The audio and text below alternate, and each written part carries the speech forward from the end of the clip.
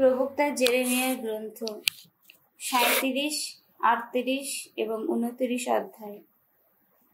রাজা সেদেকিয়ার কথা।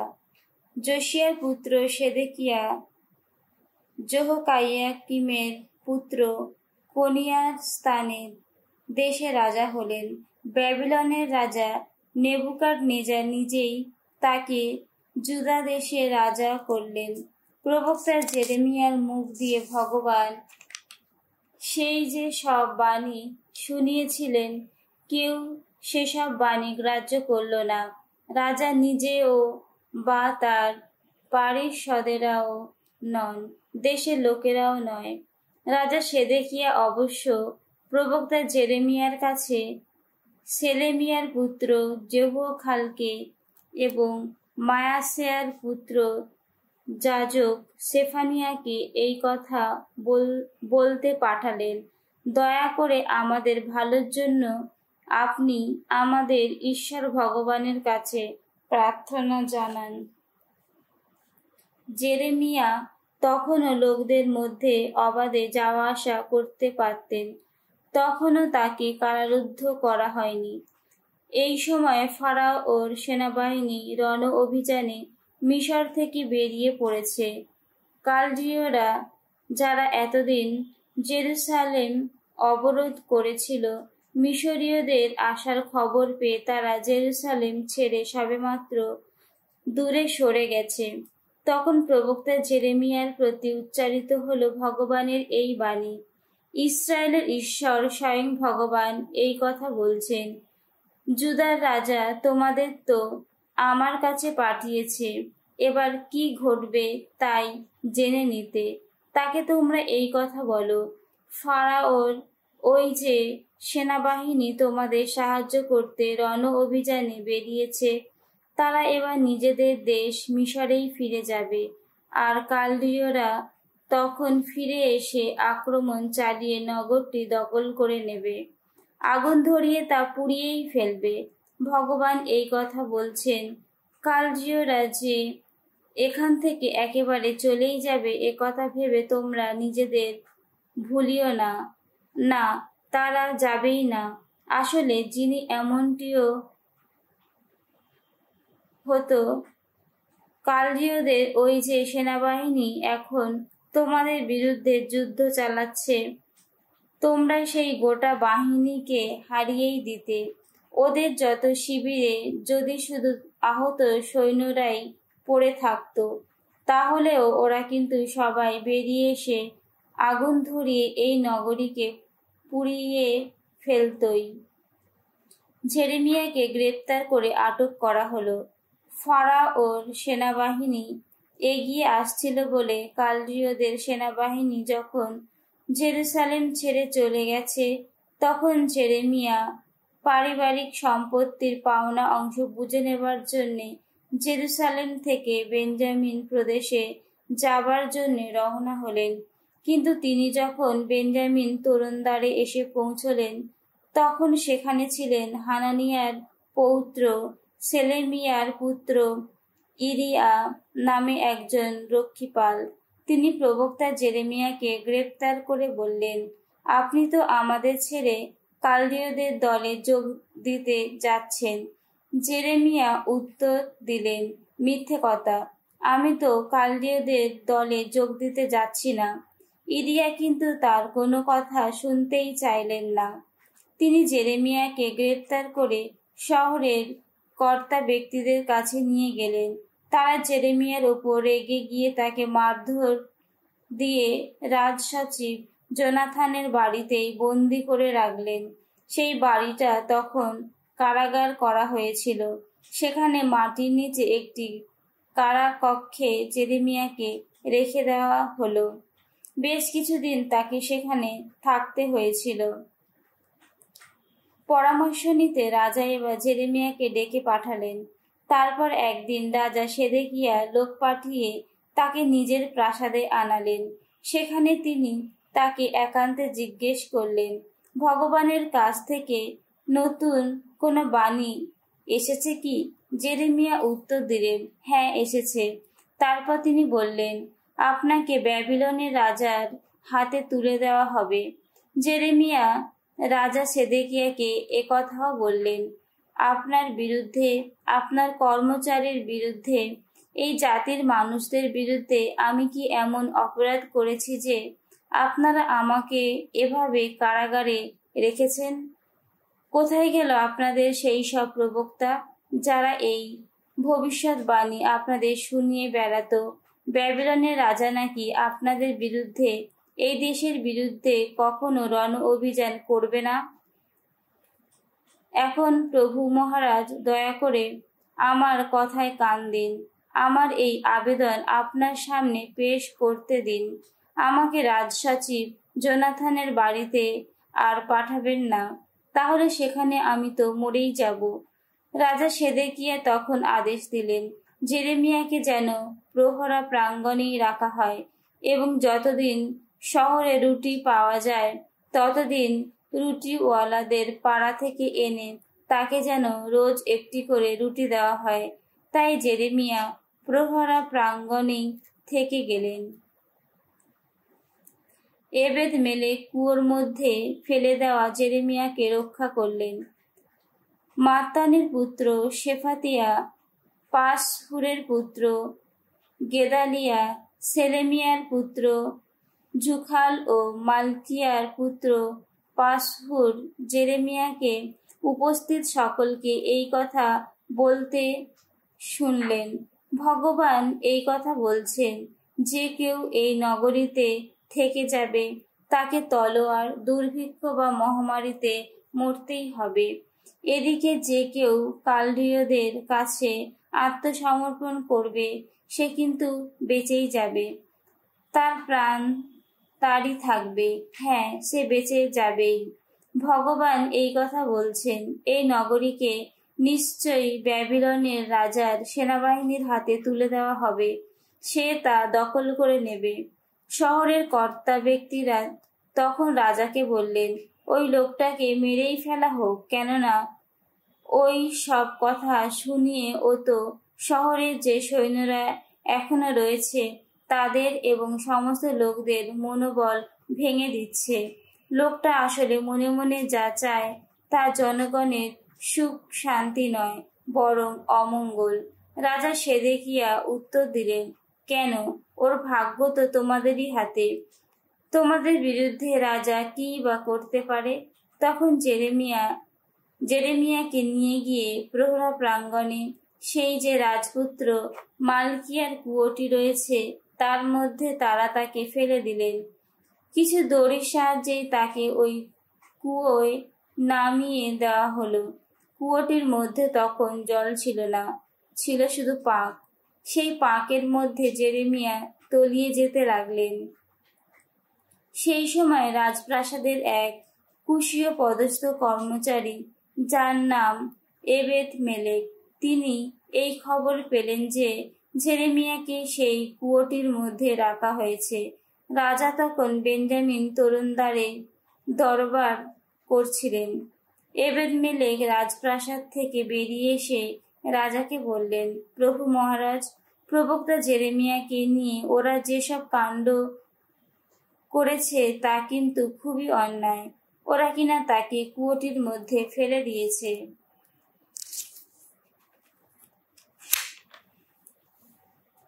তিনি তো ওখানে খিদের জ্বালায় নিশ্চয়ই মারা পড়বেন। শহরে তো এখন আর রুটি নেই। রাজা তখন কুশীয় এবেদ মেলেককে এই আদেশ দিলেন, তুমি এখান থেকে 30 জন লোককে সঙ্গে করে নিয়ে যাও। প্রবক্তা জেরেমিয়া মারা যাবার আগেই তাকে কুয়ো থেকে উঠিয়ে আনো। তাই এবেদ মেলেক সেই লোকদের সঙ্গে নিয়ে রাজপ্রাসাদে ফিরে গেলেন। তিনি কোষাগারের নিচের ঘরটি থেকে কিছু পুরনো ন্যাকড়া ও কিছু জীর্ণ কাপড়ের ফালি নিয়ে এলেন। এগুলোকে তিনি কয়েকটি দড়ির সাহায্যে কুয়োটির মধ্যে জেরেমিয়ার কাছে নামিয়ে দিলেন। কুশীয় এবেদ মেলেক তখন জেরেমিয়াকে বললেন, আপনি ওই সব ন্যাকড়া ও কাপড়ের ফালি দু বগলের খাঁজ আর দড়িগুলোর মাঝখানে গদির মতোই রাখুন। জেরেমিয়া ও ঠিক তাই করলেন। তখন লোকেরা দড়িগুলোর সাহায্যে জেরেমিয়াকে উপরে টেনে তুলতে লাগলো এবং এভাবে তাকে কুয়োটির বাইরে তুলে আনলো। জেরেমিয়া তখনও রয়ে গেলেন সেই প্রহরা প্রাঙ্গণে। রাজা সেদেকিয়ার সঙ্গে জেরেমিয়ার শেষ সাক্ষাৎকার। একদিন রাজা সেদেকিয়া লোক পাঠিয়ে প্রবক্তা জেরেমিয়াকে ভগবানের গৃহের তৃতীয় তোরণদ্বারটি সেখানে নিজের কাছে আনালেন। তিনি জেরেমিয়াকে বললেন, আপনার কাছে আমার একটা প্রশ্ন আছে। দেখুন, আমার কাছে কিন্তু কোনো কিছু লুকোবেন না। জেরেমিয়া সেদেকিয়াকে উত্তর দিলেন, ব্যাপারটা যদি বলে ফেলি আপনি তো আমাকে মেরেই ফেলবেন, আর যদি পরামর্শ দিতে যাই আমার কথা তো শুনবেনই না। রাজা সেদেকিয়া তখন একান্তে শপথ করে জেরেমিয়াকে এই প্রতিশ্রুতি দিলেন, যিনি আমাদের এই প্রাণটি দিয়েছেন সেই স্বয়ং ভগবানের অস্তিত্বের দিব্যি দিয়ে বলছি, আপনাকে আমি মেরেও ফেলব না, আর যারা আপনার প্রাণ নেবার চেষ্টায় আছে তাদের হাতে আপনাকে ছেড়েও দেব না। জেরেমিয়া তখন সেদেকিয়াকে বললেন, ইসরায়েলের ঈশ্বর বিশ্বপতি স্বয়ং ঈশ্বর ভগবান এই কথা বলছেন, আপনি যদি এখন ব্যাবিলনের রাজার সেনানীদের কাছে আত্মসমর্পণ করেন তাহলে আপনি নিজের প্রাণটা বাঁচাতে পারবেন এবং আগুন ধরিয়ে এই নগরীকে পুড়িয়ে ফেলাও হবে না। আপনি ও আপনার বংশের লোকেরা বেঁচে যাবেনই। এদিকে আপনি যদি ব্যাবিলনের সেনানীদের কাছে আত্মসমর্পণ না করেন তাহলে এই নগরীকে কালদীয়দের হাতে তুলে দেওয়া হবে। তারা তখন আগুন ধরিয়ে তা পুড়িয়ে ফেলবে, আর আপনিও তখন তাদের হাত থেকে উদ্ধার পাবেন না। রাজা সেদেকিয়া জেরেমিয়াকে বললেন, যেসব যুদীয় আমাদের ছেড়ে কালদীয়দের দলে যোগ দিয়েছে তাদেরই ভয়ে আমি চিন্তায় আছি। কালদীয়রা যদি আমাকে ওদের হাতে তুলে দেয় আর ওরা যদি তখন আমার সঙ্গে দুর্ব্যবহার করে। জেরেমিয়া উত্তর দিলেন, না, কালদীয়রা আপনাকে ওদের হাতে তুলে দেবে না। আপনাকে যা কিছু করতে বলছি সেই মতো কাজ করে আপনি ভগবানের কথা শুনে চলুন, তাতে আপনার মঙ্গল হবে, আপনি প্রাণে বেঁচেই যাবেন। এদিকে আপনি আত্মসমর্পণ করতে যদি রাজি না হন তাহলে যা ঘটবে ভগবান তো আমার কাছে তা প্রকাশ করে বলেছেন। জেনে রাখো, জুদার রাজার প্রাসাদে যেসব নারী এখনো রয়েছে সেদিন তাদের সবাইকে সেখান থেকে ব্যাবিলনের রাজার সেনানীদের কাছে নিয়ে আসা হবে। সেই নারীরা তখন এই কথা বলবে, যারা তোমার এত বন্ধু ছিল তারাই কিনা মন ভোলালো তোমার, জব্দ করলো তোমায়। তোমার পা দুটো কাদায় বসে গেছে এখন, আর ওরা কিনা পিছিয়ে সরে গেছে দূরে। তোমার সমস্ত পত্নী আর সন্তানদের তখন বাইরে আনা হবে কালদীয়দের কাছে। তাদের হাত থেকে তুমি নিজেও রক্ষা পাবে না। হ্যাঁ, ব্যাবিলনের রাজার হাতে ধরা পড়বেই তুমি। তখন আগুন ধরিয়ে এই নগরীকে পুড়িয়ে ফেলা হবে। সেদিকে তখন জেরেমিয়াকে বললেন, এই যে কথাবার্তা হলো সে বিষয়ে অন্য কেউ যেন কিছু জানতে না পারে, তাহলে আপনাকে কিন্তু মরতেই হবে। আমি যে আপনার সঙ্গে কথা বলছি তা যদি নেতৃজনদের কানেই যায় এবং তারা যদি তখন আপনার কাছে এসে জিজ্ঞেস করেন, বলুন রাজাকে আপনি কি বলেছেন, আর রাজাই বা আপনাকে কি বলেছেন। আমাদের কাছে কোনো কিছু লুকোবেন না, তাহলে আমরা কিন্তু আপনাকে মেরেই ফেলবো। এমনটি ঘটলে আপনি বলবেন, রাজা যেন আমাকে জোনাথানের বাড়িতে মরবার জন্যে ফেরত না পাঠান। আমি তো তার কাছে এই মিনতি জানিয়েছিলাম।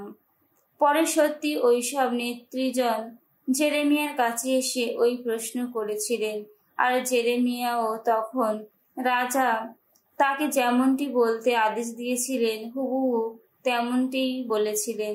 তাই তারা আর কথা না বাড়িয়ে চুপ করে গেলেন। রাজার সঙ্গে তার সেই কথাবার্তা কেউ তো শুনতেই পায়নি। জেরুসালেম দখল না হওয়া পর্যন্ত জেরেমিয়া প্রহরা প্রাঙ্গণে থেকে গিয়েছিলেন। জেরুসালেমকে এইভাবে দখল করা হয়েছিল।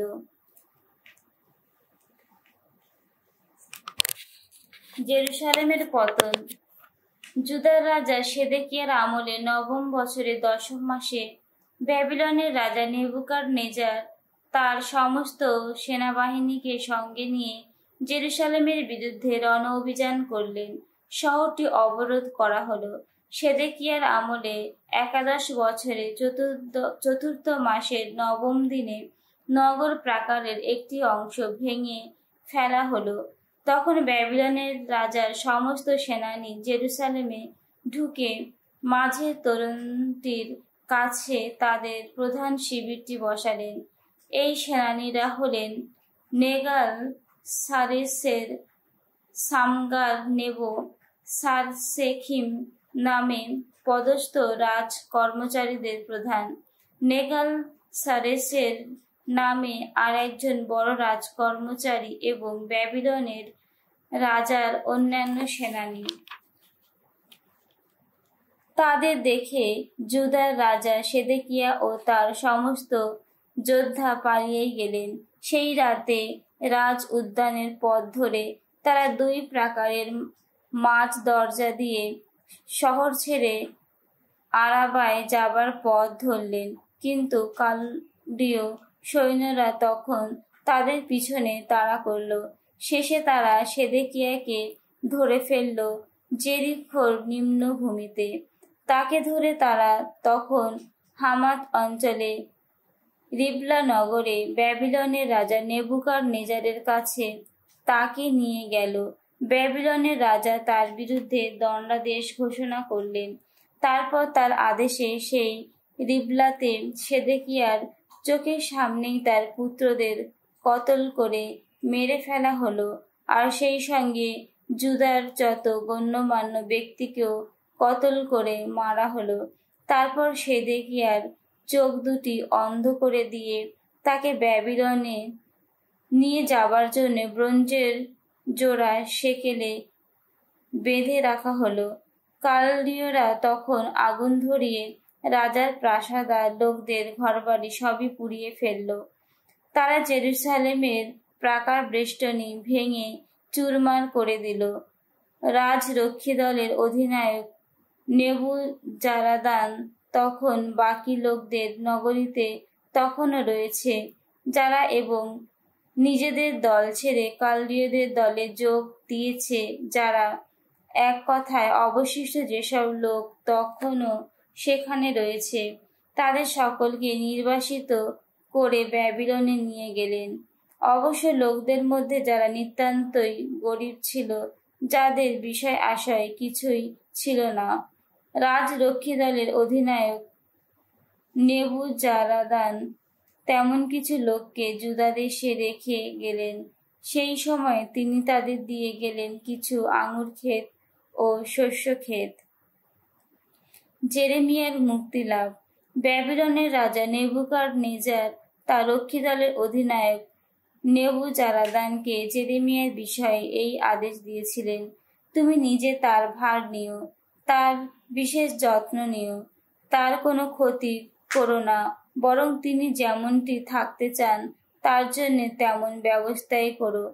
তাই রাজরক্ষী দলের অধিনায়ক নেবুজারাদান সাজবান নামে পদস্থ রাজ কর্মচারীদের প্রধান, নেগাল সারেসের নামে সেই আর একজন বড় রাজ কর্মচারী এবং ব্যাবিলনের রাজার অন্যান্য পদস্থ কর্মচারী লোক পাঠিয়ে প্রহরা প্রাঙ্গণ থেকে জেরেমিয়াকে ছাড়িয়ে আনলেন। তাকে নিজের বাড়িতে নিয়ে যাবার দায়িত্ব তারা দিলেন শাফানের পৌত্র আহিকামের পুত্র গেদালিয়ারই হাতে। তাই জেরেমিয়া সেখানে লোকদের মধ্যেও থেকে গেলেন। এবেদ মেলেক সম্বন্ধে ঐশবাণী।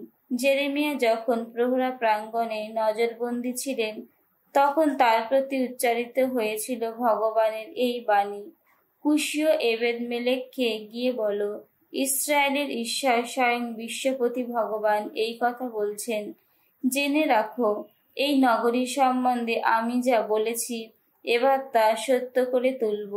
তার মঙ্গল নয় অমঙ্গলই ঘটাবো আমি। আমার সেই সব বাণী তখন তোমার চোখের সামনেই সত্য হবে। সেদিন কিন্তু তোমাকে বাঁচাবো আমি, একথা শোনাচ্ছেন স্বয়ং ভগবান। ওই যাদের তুমি এত ভয়ের চোখে দেখে থাকো, তোমাকে তাদের হাতে তুলে দেওয়া হবে না। হ্যাঁ, তোমাকে আমি নিষ্কৃতি দেবই। তোমাকে তলোয়ারের কোপে মাটিতে লুটিয়ে পড়তে হবে না। তোমার প্রাণ তোমারই থাকবে, কেননা তুমি আমার উপর আস্থাই রেখেছ, একথা শোনাচ্ছেন স্বয়ং ভগবান।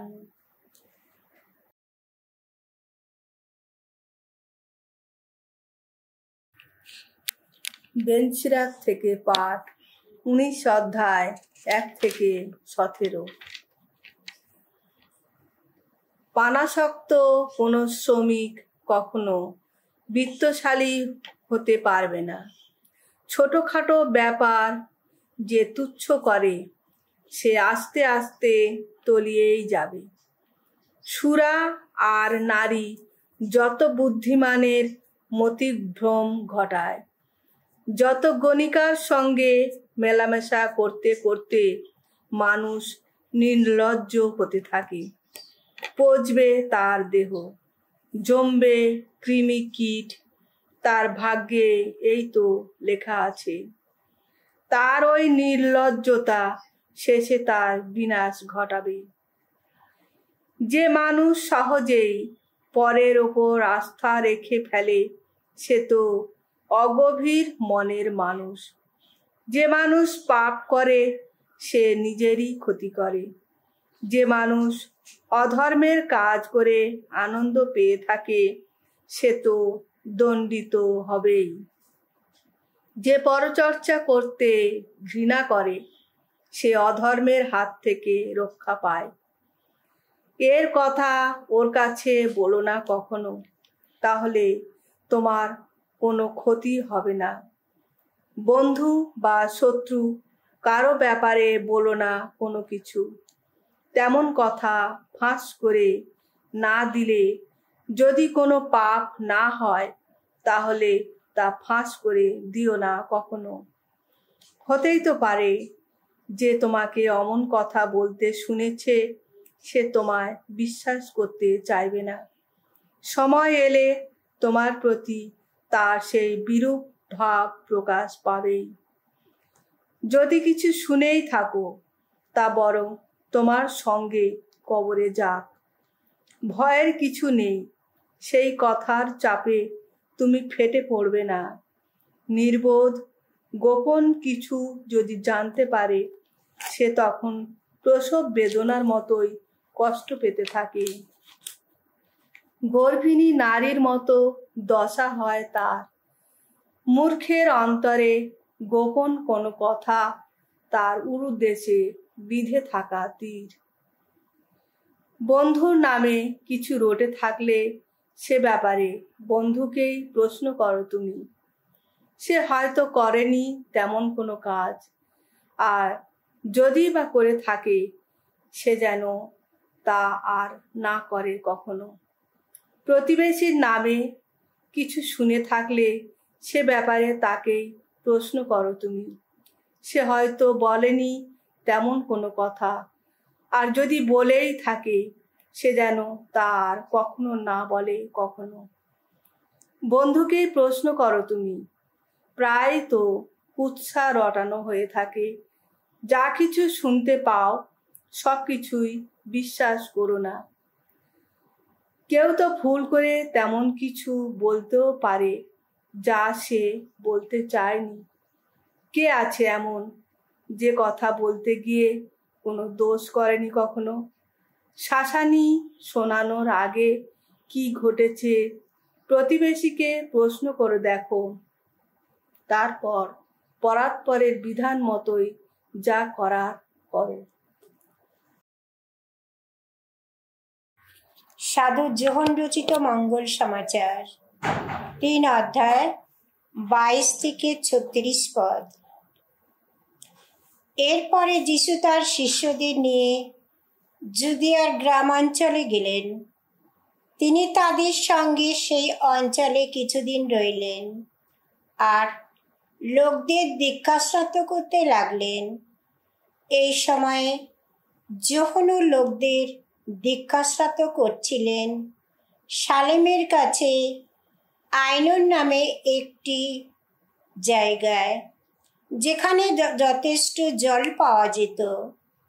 লোকেরা তার কাছে এসে দীক্ষাস্নান গ্রহণ করত। যোহনকে তখনও কারাবন্দী করা হয়নি। একদিন শুদ্ধিক্রিয়ার প্রসঙ্গ নিয়ে একজন ইহুদির সঙ্গে যোহনের কয়েকজন শিষ্যর তর্ক হলো। তখন যোহনের কাছে এসে তারা বললেন, গুরু, জর্দনের ওপারে যিনি এক সময় আপনার সঙ্গে ছিলেন, আপনি যার সপক্ষে তখন সাক্ষী দিচ্ছিলেন, জানেন, এখন তিনি নিজেই লোকদের দীক্ষাস্নাত করছেন আর সকলেই তার কাছে যাচ্ছে। উত্তরে যোহন এই কথা বললেন, মানুষ কোনো কিছু পেতে পারে না যদি না তাকে স্বর্গ থেকে তা দেওয়া হয়। তোমরা নিজেরাই আমার সাক্ষী যে আমি বলছি, আমি সেই খ্রিস্ট নয়, তবে আমাকে যার অনুগামী করেই পাঠানো হয়েছে। যে বরকন্যে তো তারই, আর বরের বন্ধু যে পাশেই থাকে আর বরের কথা শোনে, সে তো বরের গলা শুনে গভীর আনন্দ পায়। আমি এখন সেই আনন্দ, সেই পরম আনন্দই পাচ্ছি। তিনি ক্রমে বড় হবেন আর আমি হব ছোট। এই তো হতেই হবে। স্বর্গলোক থেকে যিনি নেমে আসছেন তার স্থান সবার উপরে। এই পৃথিবী থেকে যে উঠে আসে সে নিজেও পার্থিব এবং সে যা কিছু বলে তাও পার্থিব। স্বর্গ থেকে যিনি নেমে আসেন তার স্থান সবারই উপরে।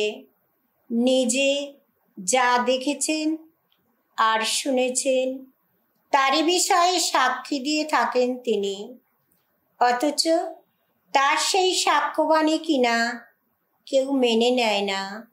যে কেউ তার সেই সাক্ষ্যবাণী মেনে নেয় তাতে সে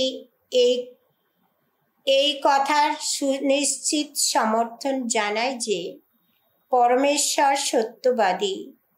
পরমেশ্বর তাকে পাঠিয়েছেন। তিনি তো স্বয়ং পরমেশ্বরের বাণী সকলকে জানিয়ে দেন, কারণ পরমেশ্বর তো সীমা না রেখেই পবিত্র আত্মাকে তার অন্তরে দিয়ে থাকেন। পরমপিতা তার পুত্রকে ভালোবাসেন। তারই হাতে তিনি সমস্ত কিছু তুলে দিয়েছেন। পুত্রকে যে বিশ্বাস করে সে শাশ্বত জীবন পেয়ে গেছে, কিন্তু পুত্রকে বিশ্বাস করতে যে অস্বীকার করে সে কোনোদিন সেই জীবনে দেখা পাবে না। পরমেশ্বরের ক্রোধ তার উপর থেকেই যায়।